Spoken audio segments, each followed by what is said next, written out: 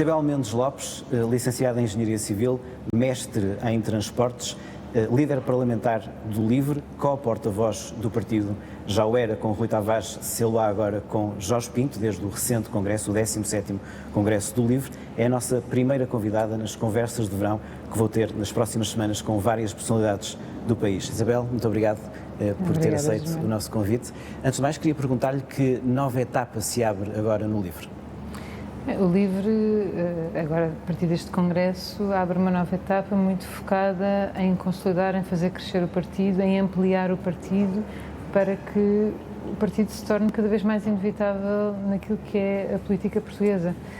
Nós temos muitos eleitos a nível local que estão a fazer um trabalho absolutamente extraordinário desde as Assembleias de Freguesia, Assembleias Municipais e também na Câmara Municipal de Lisboa, e é nessa aposta da formação das pessoas, do LIVRE, da nossa presença em todo o território que nós queremos apostar agora durante os próximos 2 anos, previsivelmente em que não há eleições no nosso país. É a primeira vez que temos um período tão grande em que não é previsível que haja eleições, e isso é importante fazer para garantirmos que o LIVRE é cada vez mais uma força que se afirma como força de governação, que é esse o objetivo que nós queremos a qualquer escala, desde a escala local à escala nacional. E que papel exatamente terá o Rui Tavares? O Rui Tavares tem um papel muito importante nesta nova fase, que é exatamente na formação das pessoas do LIVRE, não só nos nossos eleitos, mas todos os nossos membros e apoiantes, uma formação mais ideológica para continuarmos a ter um partido coeso também a nível ideológico, de estratégia. O Rui sempre foi uma pessoa muito importante a nível de estratégia do partido e, portanto, continua a sê-lo. E na parte da comunicação, ou seja, como é que nós transmitimos a nossa mensagem para fora. E, portanto, o que aconteceu neste congresso, no fundo, foi uma reorganização da equipa que tem trabalhado junto e tem feito o LIVRE crescer, e tem estado, digamos, na linha da frente do crescimento do LIVRE, e o Rui Tavares terá esta função muito importante, no fundo, de consolidação da estratégia, da comunicação e da formação do LIVRE, que é essencial porque um partido só é verdadeiramente relevante quando está enraizado e quando tem muitos quadros que consigam dar de si ao país. E é essa a aposta que nós queremos continuar a fazer agora durante os próximos 2 anos. Cada caso é um caso, mas historicamente as lideranças bicéfalas são complicadas na política ou até, por exemplo, no desporto. O que eu lhe pergunto é, não é uma novidade para o LIVRE, a verdade é essa, mas na verdade concordará que entre o Rui Tavares e a Isabel Mendes Lopes as pessoas viam essencialmente o Rui Tavares como líder natural do partido. Agora, até geracionalmente, haverá uma maior equiparação, apesar de uma maior notoriedade mais recente do Jorge Pinto na candidatura presidencial, já lá vamos. O que eu lhe pergunto é, até parece que, creio não, parece-me claro que têm boa relação um e outro, olham para uma complementaridade, como é que vão gerir essa bicefalia? Entre mim e o Jorge Pinto. O LIVRE sempre foi feito de um trabalho de equipa e muitas vezes há uma tentativa de impor uma narrativa de uma grande competição por lugares nos partidos. Isso é uma narrativa que está muito imposta e que até muitas vezes as perguntas que vêm por parte dos jornalistas tentam instigar até essa competição, mas não é isso que eu tenho assistido dentro do LIVRE e que tenho vivido dentro do LIVRE. Temos uma direção que é composta por 15 pessoas, desde 2020 que estabelecemos, à semelhança do que acontece com outros partidos verdes europeus, que é a nossa família política, ter 2 porta-vozes, um homem e uma mulher, no fundo para falar pelo partido, e temos sentido que isso tem resultado, porque permite, por um lado, ter mais pluralidade de voz, apresentar mais pessoas, também conseguir gerir melhor a disponibilidade de cada um e não estar tudo, digamos, no peso, não estar o peso todo sobre uma pessoa só, e isso é algo que nos permite gerir muito melhor essa disponibilidade.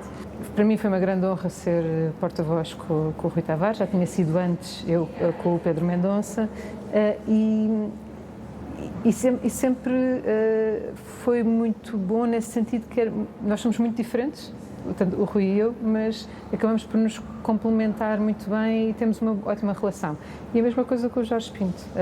Também nós somos muito diferentes, mas a verdade é que há uma comunhão de valores, de postura, de estar em política, de vontade de entrega e também de um grande alinhamento na maneira como devemos gerir não só o partido, mas também as nossas próprias vidas e esta gestão de responsabilidades,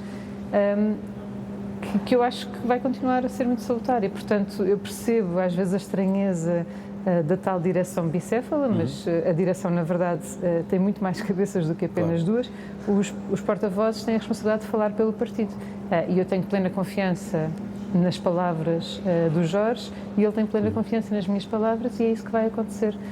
E tem muito também a ver com o tipo de formação política que é o LIVRE, não tão focada, enfim, em um líder carismático, mas em propostas e ideias, é um pouco essa visão?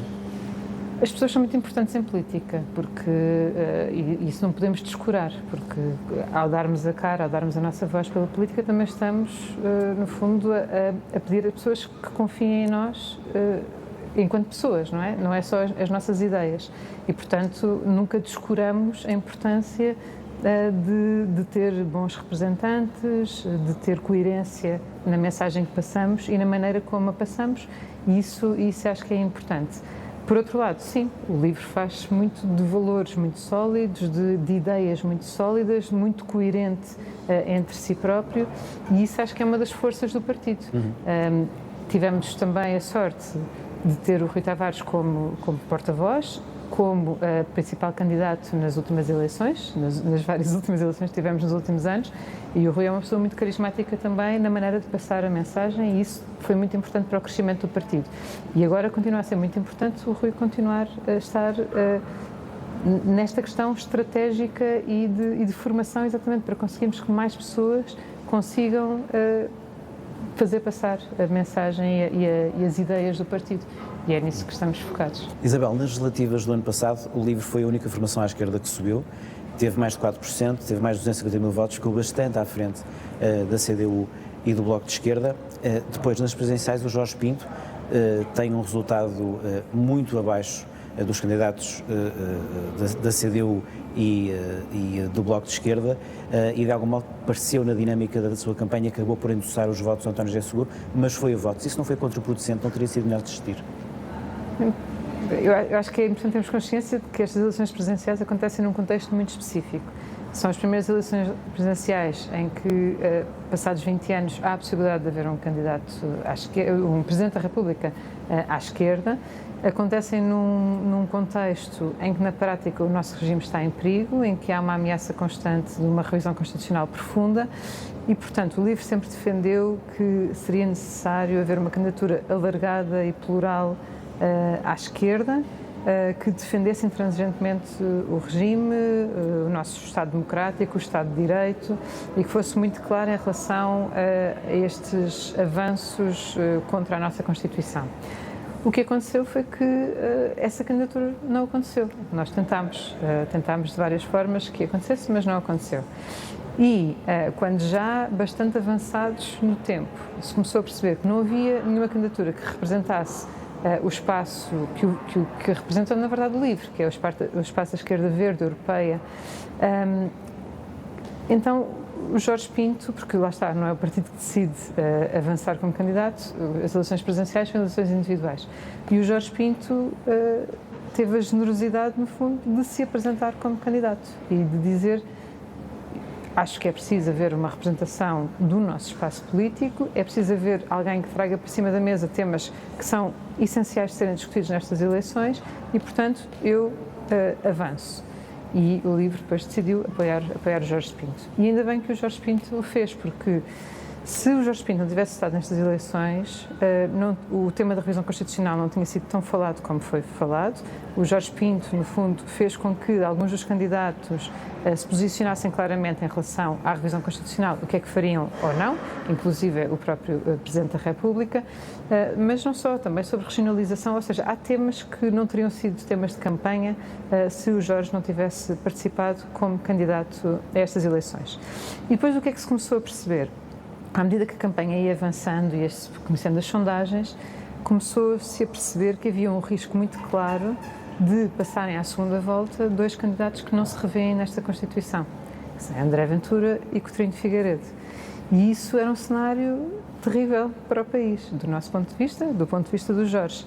E, portanto, havendo essa noção, o Jorge percebeu que também tinha a responsabilidade, no fundo, de dizer às pessoas aquilo que elas também estavam a sentir e que tinham medo que acontecesse. Mas já era tarde para desistir tecnicamente, foi isso? Não faz muito sentido desistir porque, quer dizer, depois o nome vai continuar no boletim de voto, também é importante, no fundo, manter-se e quem quiser continuar a votar no Jorge pode continuar a votar, mas o que ele fez foi algo que foi muito corajoso no meu ponto de vista, ou seja, foi dizer claramente, eu percebo o que é que está aqui em jogo, o que é importante aqui não é a minha candidatura, é o resultado final destas eleições presidenciais e o garantir que temos um candidato, temos um presidente que defende a nossa Constituição, a nossa República e, portanto, eu percebo que as pessoas estão com medo e, portanto, votem de acordo com a vossa consciência. Foi isso que o Jorge fez e eu tenho a certeza, só para finalizar, eu tenho a certeza que, pela maneira como o Jorge esteve na campanha e pela maneira como, no fundo, foi generoso no final, que ele influenciou o resultado final das eleições presidenciais, eu tenho essa convicção pessoal e também tenho a certeza que o resultado numérico que o Jorge teve foi reflexo exatamente da postura que ele teve de generosidade nas eleições presidenciais e que não reflete de todo aquilo que é nem, digamos, o peso político do Jorge, nem o peso político do LIVRE. O peso político do LIVRE, certamente que não, porque, no fundo, para completar este tema, basicamente não sentem que a ideia que ficou muito clara nas legislativas anteriores é que eram a principal força à esquerda do PS, ficou em risco essa ideia? Eu percebo que possa haver essa leitura, mas tenho a convicção que não, porque acho que se percebeu muito claramente o que é que estava em causa e, mais uma vez, as pessoas percebem que o LIVRE, ou neste caso o candidato apresentado ou apoiado pelo LIVRE e, no fundo, uma das figuras principais do LIVRE, põe o país, põe a defesa da democracia à frente de si próprio e até do seu próprio partido. E isso acho que é algo que as pessoas já esperam do LIVRE também.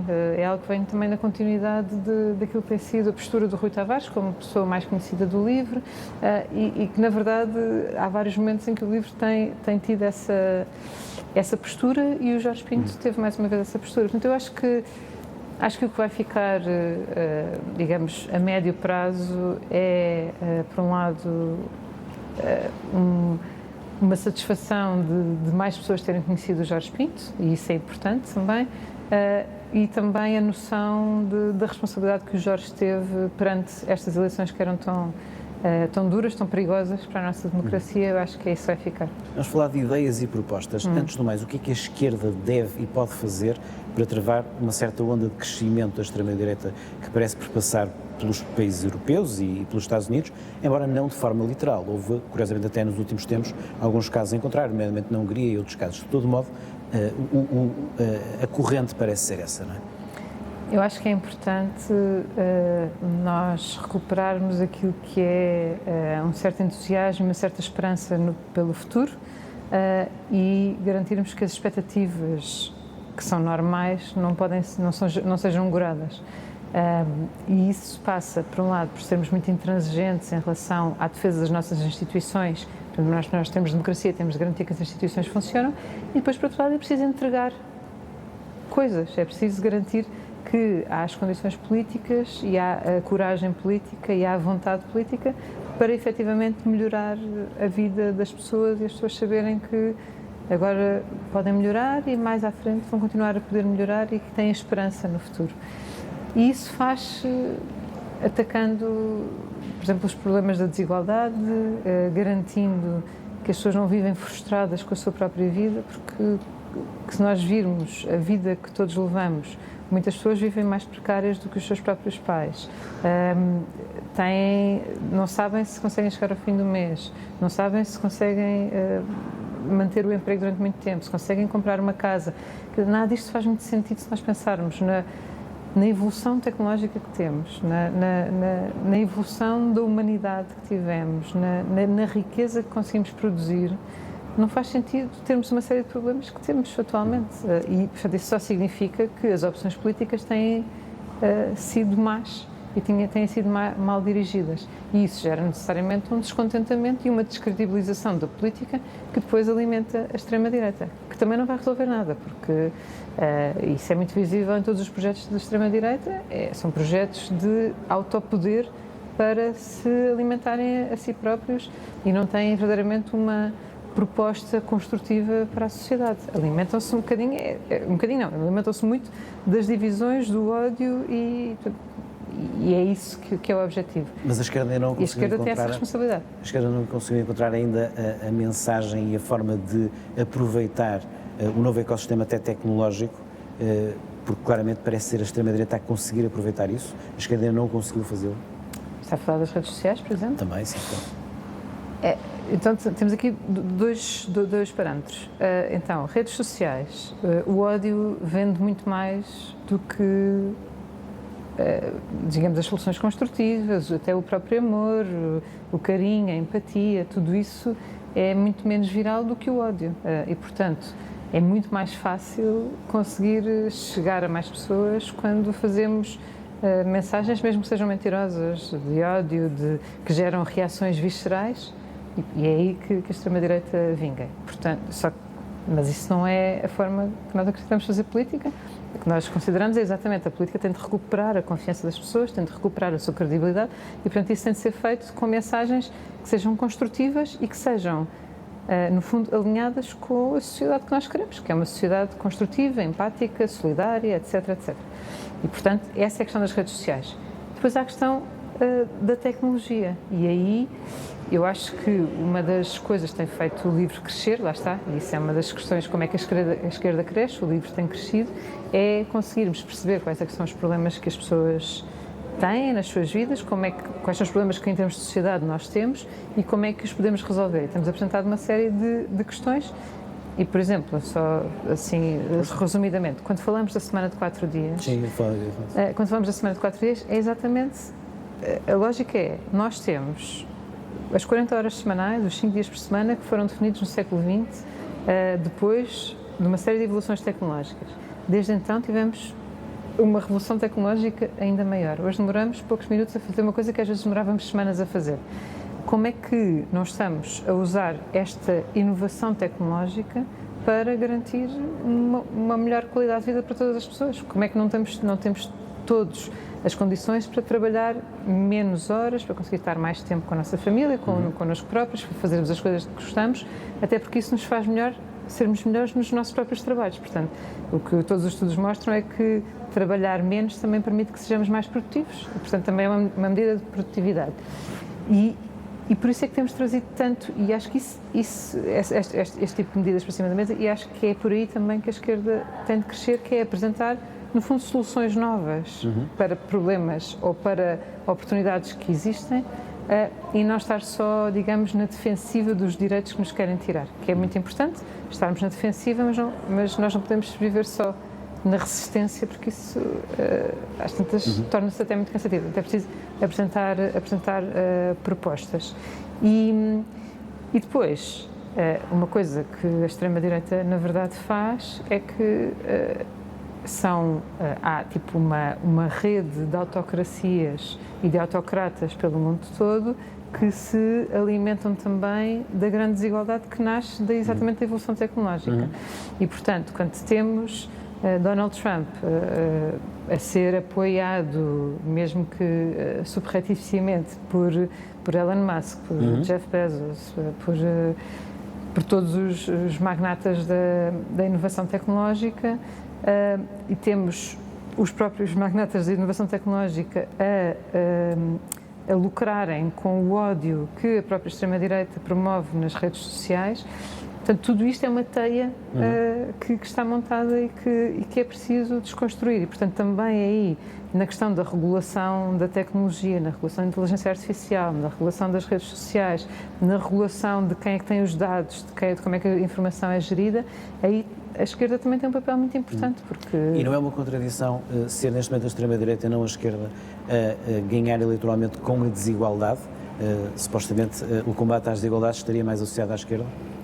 não é uma contradição, porque eles, no fundo, alimentam-se da desigualdade, não oferecendo soluções para o problema, mas aproveitando-se da insatisfação e tentando desviar, no fundo, o foco da insatisfação para causas que não são reais.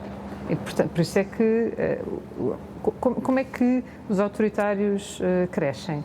É dividindo, no fundo, as pessoas em grupos e depois pondo os grupos uns contra os outros. E é exatamente isso que é feito. Quando a extrema-direita levanta os problemas todos relacionados com a imigração, ou com as pessoas trans, ou com as pessoas LGBT, ou até com as mulheres e portanto, tudo isto é,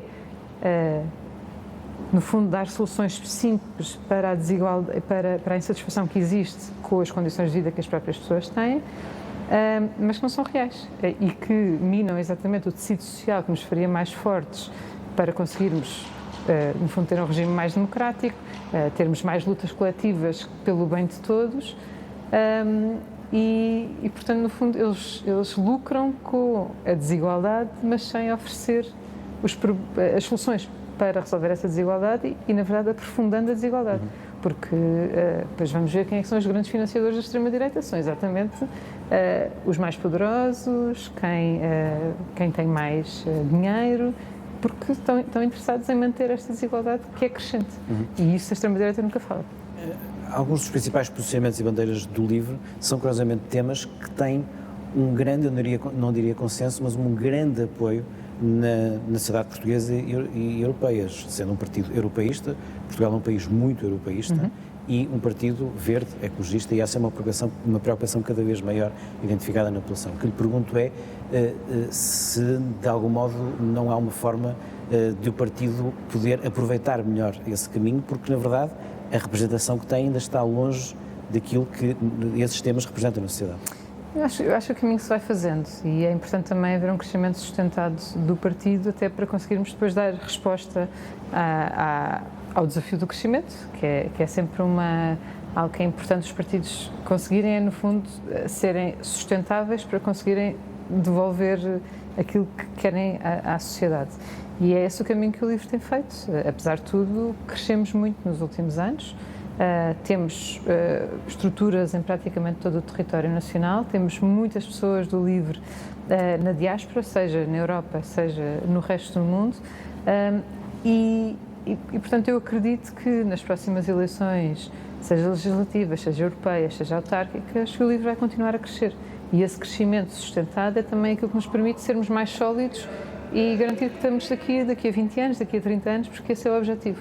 O objetivo é o LIVRE ser um partido incontornável da política portuguesa para conseguirmos, no fundo, lutar e fazer as coisas que achamos que é importante serem feitas no país e pela qualidade de vida das pessoas e tudo isso.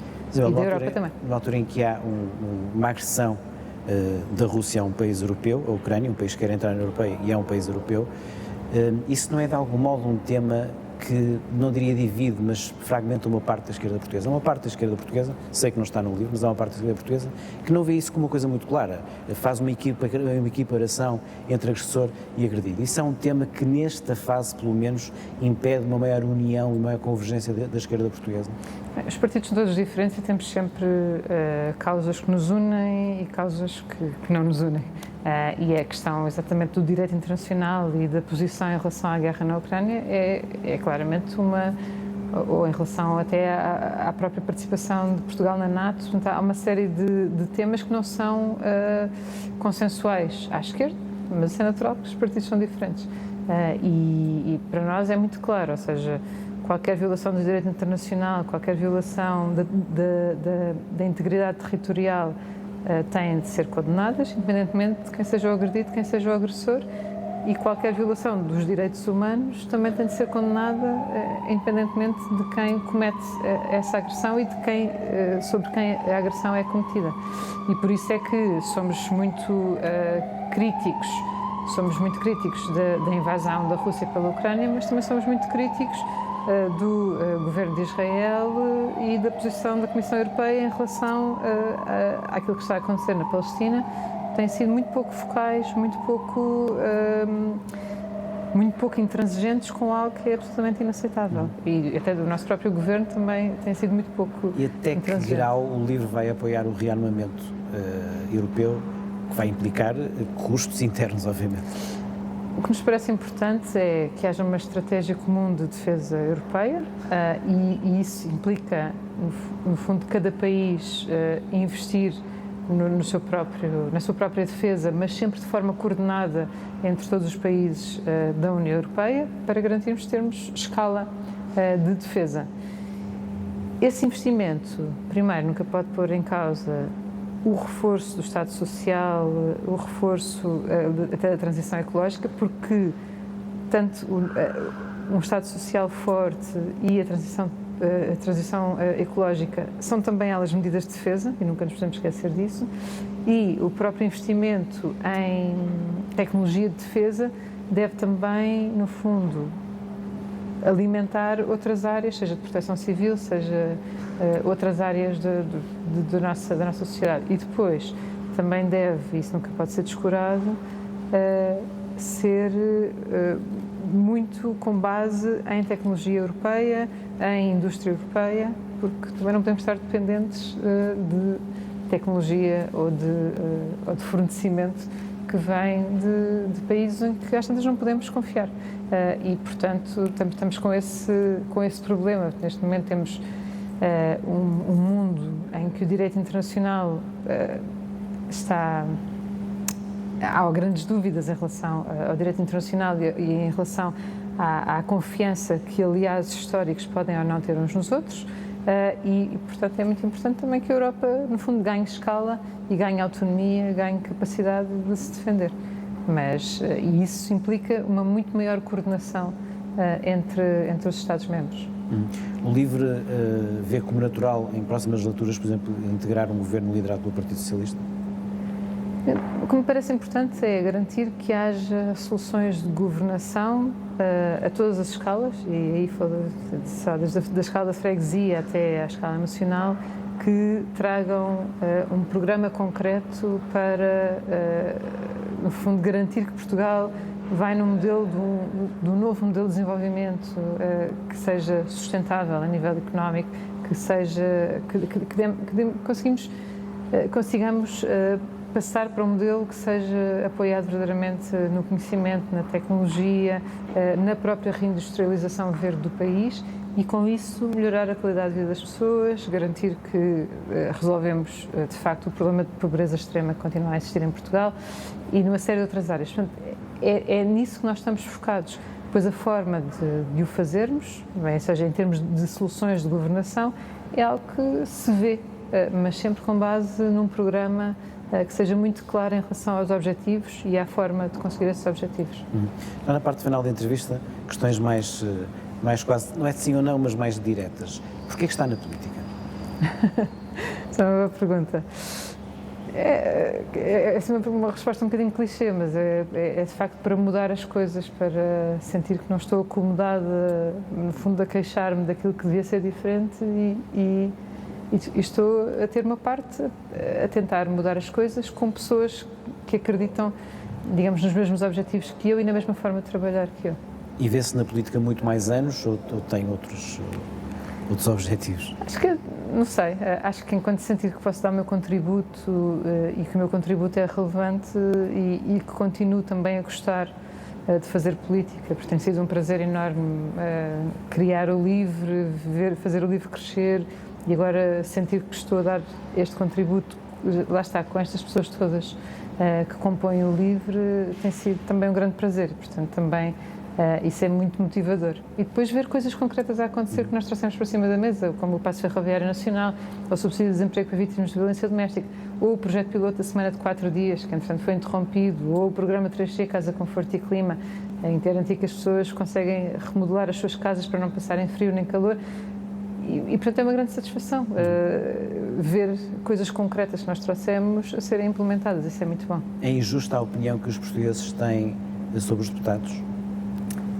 Eu acho que há muitos portugueses que percebem que há muitos deputados e deputadas que trabalham muito e que têm um grande empenho, deputados e políticos em geral, que têm um grande empenho nas suas causas, mas depois também há deputados que dão muitas razões de queixa, portanto aí é mais do que justa essa crítica.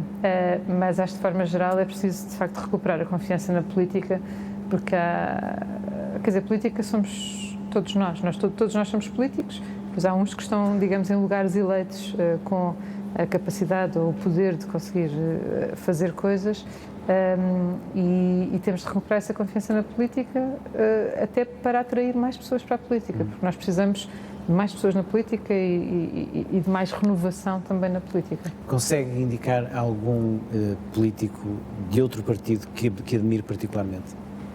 Tenho vários. Então pode dizer vários, é mais fácil de responder vários que um, realmente. Sim. Então, assim, pensando...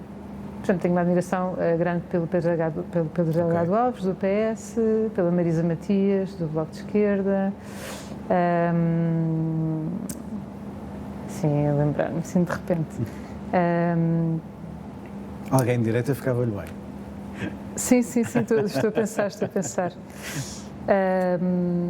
Acho que, por exemplo, o caminho que o Francisco Rodrigues dos Santos tem feito tem sido um caminho muito interessante, e a coragem que tem tido até de mostrar o caminho que tem feito tem sido importante.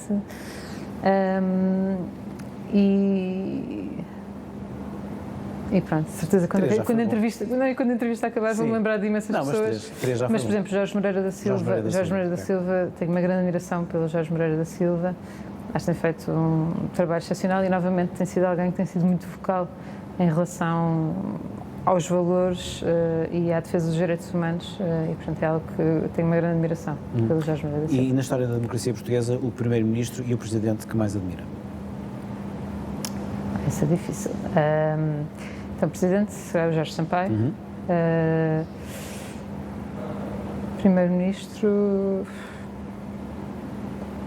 não sei responder assim. Estou a ver que gosta mais de António Guterres como secretário-geral do que como primeiro-ministro. Secretário-geral da ONU. António Guterres, como secretário-geral da ONU, também tem tido um papel muito, muito importante, sim, na defesa. Mas de primeiro-ministro não lhe sei dizer. Claro que a Maria de Lourdes Pinto-Silco tem um papel muito importante, até de representatividade. Seria bom já termos, em 2026, mais mulheres primeiras-ministras, mas é assim. Para terminar, esta fase difícil das democracias não é uma inevitabilidade? Podemos voltar a uma fase da maior pujança ou teme que seja uma espécie de rampa deslizante? Não, vamos voltar. Temos de voltar, acho que não há outra opção. Portanto, é preciso darmos a volta a isto, conseguirmos garantir que há mais confiança e que as pessoas percebem que, se trabalharem juntas, temos muito mais poder para mudar as coisas, e isso passa por voltarmos a conseguir criar sindicatos mais fortes, associações de moradores mais fortes, partidos políticos também eles mais fortes, e também instituições mais fortes, e isso passa por reforçar a confiança. Eu acho que isso é inevitável e tem de ser inevitável, porque quer dizer, o outro caminho é terrível e nós sabemos como é que acaba e não queremos voltar aí. E, portanto, há aqui uma responsabilidade de todos os progressistas, todos os democratas, de conseguirem trabalhar para isso. Infelizmente não é isso que temos visto mesmo aqui no Parlamento, portanto, partidos que são fundadores da nossa democracia não se têm portado muito bem nesse aspecto, mas eu continuo a acreditar que há muita gente que defende a democracia, que se revê no regime que veio desde o 25 de Abril e que se revê nas ideias que fizeram a base da nossa Constituição. Portanto, eu acho que nós temos é de mostrar que a política se pode fazer de outra forma e que temos todos a ganhar quando há esse trabalho conjunto, mesmo que discordemos. Podemos discordar muito, mas que é possível, no fundo, trabalharmos em conjunto para melhorar a vida das pessoas e garantir que o país tem um futuro. Isabel Mendes Lopes, muito obrigado. Foi um gosto. Obrigado.